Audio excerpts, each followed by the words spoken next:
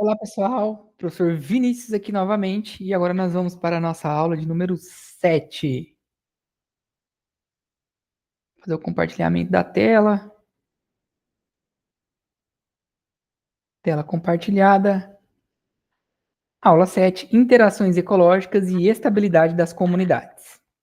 O objetivo da nossa aula, compreender como interações ecológicas afetam a diversidade das comunidades, avaliar o papel de espécies-chave e perturbações ambientais e analisar como interações influenciam na estabilidade e resiliência dos ecossistemas. Interações ecológicas, então relações que moldam as comunidades. As interações ecológicas incluem competição, predação, parasitismo, mutualismo e comensalismo. Elas influenciam diretamente a diversidade e o equilíbrio das espécies em uma comunidade. Predadores e diversidade. Então, são reguladores ecológicos. Predadores podem controlar populações de presas e influenciar a diversidade. Sem predadores, espécies competitivas dominam e excluem outras. Exemplo, estrela do mar, mantendo equilíbrio entre mexilhões. Parasitas e coexistências. Então, interações que equilibram. Parasitas podem reduzir a competitividade de espécies dominantes, permitindo a sobrevivência de outras. Assim, atuam como reguladores indiretos da diversidade. Olha só que interessante. Mutualismo e facilitação. Parcerias benéficas na comunidade, mutualismos como polinizadores e plantas ou micro-organismos fixadores e raízes. Então, por exemplo, existem micro-organismos que sobrevivem no solo que são fixadores de nitrogênio nas plantas. Então, esse micro-organismo coexiste no solo, mas ele tem uma função, que é fazer aí a fixação de um elemento muito importante para o solo e para as plantas que ali sobrevivem, né? E aí, outro exemplo também, os polinizadores, exemplo aí das abelhas, né? Nas plantas, que a planta serve as abelhas com alimentação, né? Com pólen, e em contrapartida, as abelhas fazem aí o papel de ajudar as plantas na sua reprodução, né? Então, e aí a diversidade vai aumentar esse mutualismo, né? Aumenta a diversidade ao permitir que mais espécies prosperem em ambientes desafiadores. Então, o mutualismo é ajudar, um ajudando o outro, né? Dentro aí dessa comunidade. Perturbações e engenheiros do ecossistema. Espécies que transformam o ambiente. Espécies como formigas, cupins e minhocas alteram o ambiente físico, criando microhabitats e promovendo biodiversidade. São chamados de engenheiros ecológicos. Então, quando perguntarem para vocês, né, dê exemplos ou quem são os engenheiros ecológicos, a gente tem aí os exemplos aí, então, né,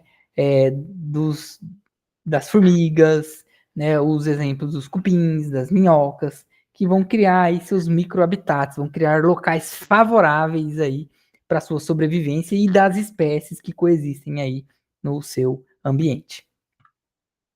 Espécies-chave e estabilidade, né? Importância desproporcional. Então, algumas espécies são mais importantes que outras, né? Em alguns habitats aí, por exemplo. Espécies-chave têm forte impacto na estrutura da comunidade, mesmo em baixa abundância. Sua remoção pode causar colapsos ecológicos. Exemplo, lontras, tubarões e grandes predadores.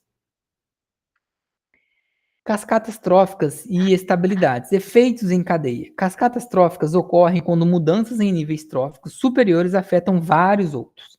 Elas mostram como as interações ecológicas mantêm ou desestabilizam ecossistemas. Por isso que é muito importante o estudo da ecologia, a gente estudar, né, quais as características de cada ambiente, de cada população, de cada ecossistema, para a gente entender que por muitas vezes mínimas diferenças, mínimas alterações podem desestabilizar aí um ecossistema inteiro.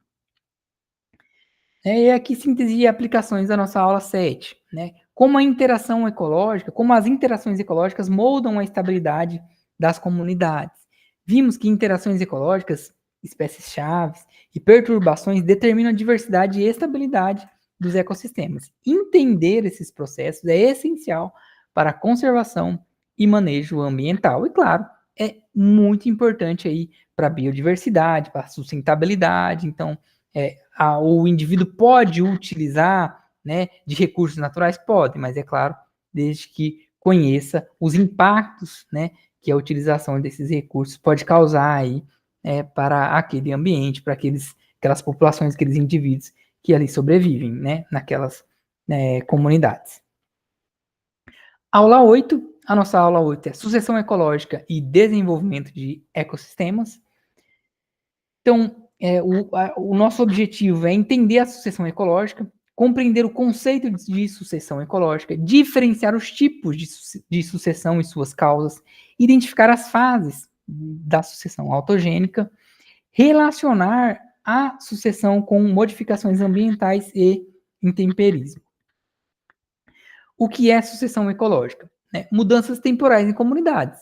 Sucessão ecológica é o processo gradual e previsível de mudanças na composição das espécies em um ecossistema ao longo do tempo, resultando em um ambiente mais complexo e estável. Então, a sucessão ecológica é algo natural e algo que se espere que aconteça ali naquela comunidade, ali naquele ecossistema, que vai resultar num ambiente mais complexo e estável. A gente diz assim, que quanto maior a sucessão ecológica, mais rico geralmente é esse ecossistema, mais bem formado ele é, né? Então, a sucessão ecológica é muito, muito importante para a nossa sobrevivência e para a sobrevivência das demais espécies. E quais são os tipos de sucessão ecológica, professor? Então, a gente pode classificar os principais. Tem a sucessão degradativa, ocorre por degradação, exemplo, decomposição de um cadáver, decomposição de um animal, decomposição de uma árvore. É um tipo de sucessão ecológica degradativa. Sucessão halogênica, causada por fatores externos, então, deslizamentos, inundações, são também tipos de sucessões ecológicas. E sucessão autogênica ocorre por mudanças geradas pelas próprias espécies. Então, muitas vezes as próprias espécies conseguem gerar a sua sucessão, e a gente chama essa sucessão ecológica de sucessão autogênica. A autogênica é quando o indivíduo consegue gerar sua própria sucessão. Fases da sucessão autogênica. Então, tem a fase pioneira, cereal e clímax. Pioneira, espécies rústicas e colonizadoras. Cereal, diversidade intermediária, tem maior biomassa. E clímax, a comunidade madura, estável e resiliente. Transformações ambientais na sucessão. Então, fatores químicos. Durante a sucessão, o ambiente se torna mais estável, com aumento na matéria orgânica, maior retenção de água, melhor estrutura do solo e mais sombreamento, criando condições, para novas espécies surgirem ali, naquele ecossistema. Solo e paisagem na sucessão, e vai depender de fertilidade e intemperismo. O intemperismo físico, químico e biológico transforma rochas em solos férteis. Esse processo alimenta a sucessão vegetal, com maior acúmulo de nutrientes, infiltração de água e estabilidade do ecossistema. Ecologia do fogo, distúrbio e regeneração. O fogo pode destruir vegetação, mas também reiniciar ciclos sucessionais, reciclando nutrientes e favorecendo espécies pioneiras e adaptadas. É um distúrbio natural em muitos ecossistemas. Finalizando, como a sucessão ecológica molda o desenvolvimento dos ecossistemas? A sucessão ecológica representa a dinâmica natural de crescimento e estabilização dos ecossistemas. Compreender suas etapas e influências ambientais é essencial para a ação de reestruturação e manejo sustentável. Então é muito importante a gente conhecer, a sucessão ecológica de um ecossistema para a gente conseguir, muitas vezes, ajudar nessa sucessão, conseguir, de alguma forma, não atrapalhar na sucessão ecológica. Um abraço a vocês. Terminamos aqui a nossa aula 8 e terminamos aqui a sequência, de aulas gravadas. Não esqueçam de olhar as nossas aulas em PDF, as aulas diagramadas. Não se esqueçam de fazer as atividades. E lembrem-se, o professor está disponível para vocês sempre. Vocês têm aí o meu e-mail e o meu WhatsApp. Eu desejo bons estudos a vocês e que vocês consigam aí entender o nosso conteúdo e principalmente aprender a ecologia. Um abraço, fiquem bem.